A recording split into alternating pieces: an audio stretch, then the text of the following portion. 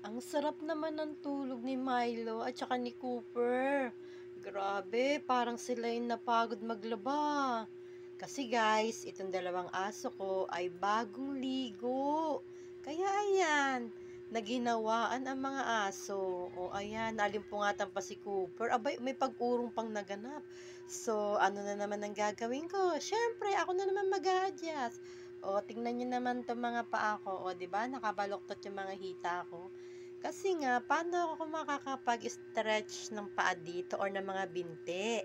Eh, nauna na naman yung mga alaga ko.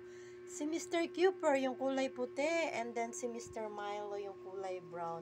Yung maliit si Whoopi nandoon sa baba. Kasi nga, nakatali yon dahil nga makulit at inaaway niya tong kulay puti kong aso. So, ito lang yung ganap ko, guys.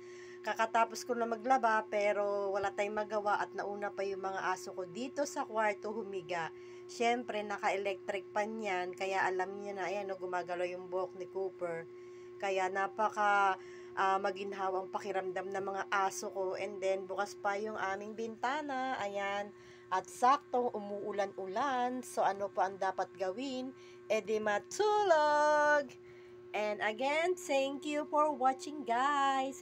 Happy Saturday, everyone. And please don't forget to follow me.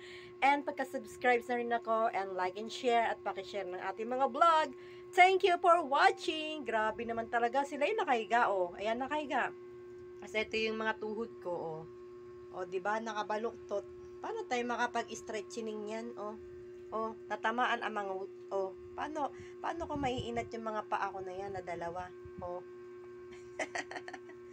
Ay, nako. Talaga naman. So, bye-bye. Happy Saturday, everyone. Ingat-ingat po kayo. Follow me for more.